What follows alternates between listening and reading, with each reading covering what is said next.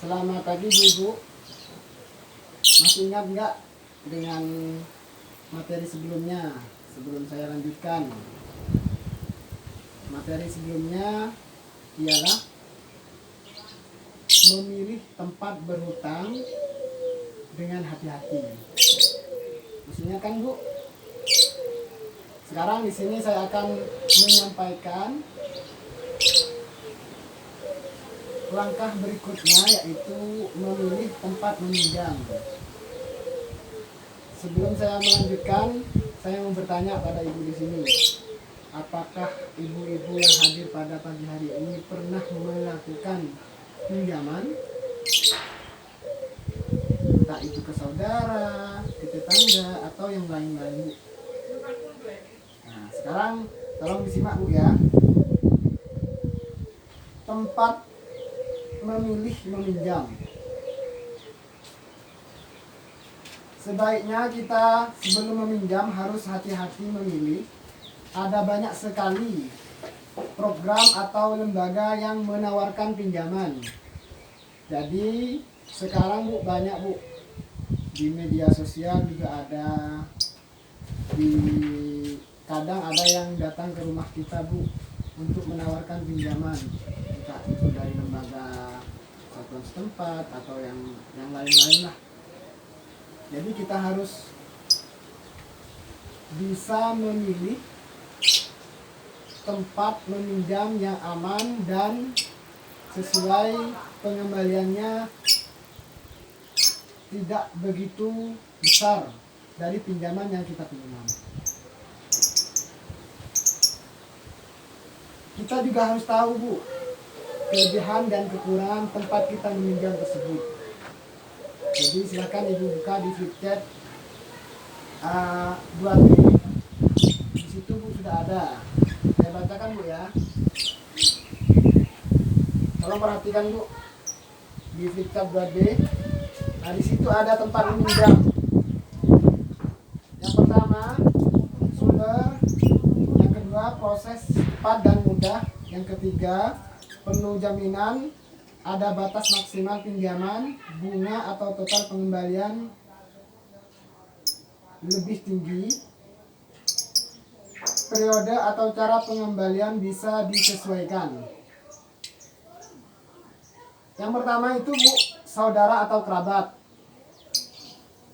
Proses mudah, tentu mudah Bu kalau kita meminjamnya pada saudara kita atau kerabat kita. Perlu jaminan? Tentu tidak. Ada batas maksimal pinjaman? Ya, harus ada Bu, harus ada batas maksimalnya. Kalau nanti kita mau minjam lagi itu biar mudah. Bunga rendah atau tidak berbunga. Jadi kalau kita meminjam pada saudara kita, kerabat atau tetangga kita itu Bu, yang jelas bunganya rendah. Bisa jadi Bu, kerabat atau saudara kita itu Bu tidak minta bunga. Jadi disitulah kelebihan kalau kita meminjam pada kerabat atau saudara. Periode bisa disesuaikan. Nah, jadi kalau kita minjam pada kerabat kita, periode jangka waktunya bisa kita sesuaikan sendiri. Entah itu 3 minggu, entah itu 1 bulan, 2 bulan, tergantung kita. Terus yang kedua, kita bisa sumber untuk kita minjam yang kedua ialah rentenir, termasuk bank keliling. Itu prosesnya mudah, perlu jaminan tidak, ada batasan tidak, bunga kita jadi kalau rentenir itu bunganya sangat tinggi. Jadi harus pintar-pintar memilih tempat pinjaman. Periode tidak ada.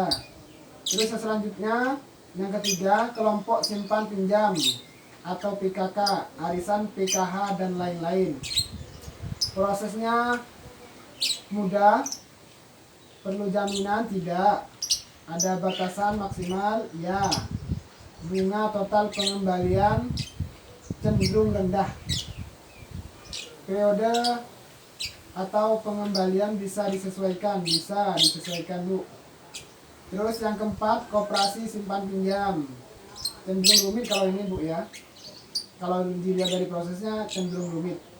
Terus perlu jaminan, perlu. Kalau simpan pinjam perlu Bu. Ada batasan maksimal jaminan ya. Bunga total pengembalian cenderung rendah. Periode atau cara pengembalian tidak. Terus bank pasar. Bank pasar ini prosesnya rumit, mengisi formulir Bu, harus formulir segala macam, sama dengan koperasi.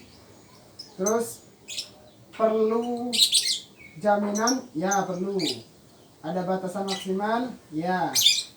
Bunga total tinggi Bu. Periode atau cara pengembalian tidak. Harus sesuai ketentuan.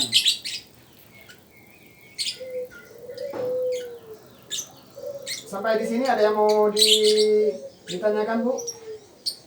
Ada pertanyaan? Tidak Bu ya?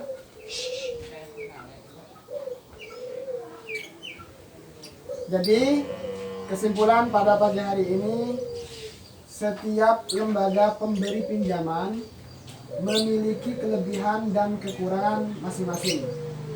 Jika kita perlu meminjam, maka kita perlu mengembalikan dan memilih yang sesuai dengan kebutuhan kita.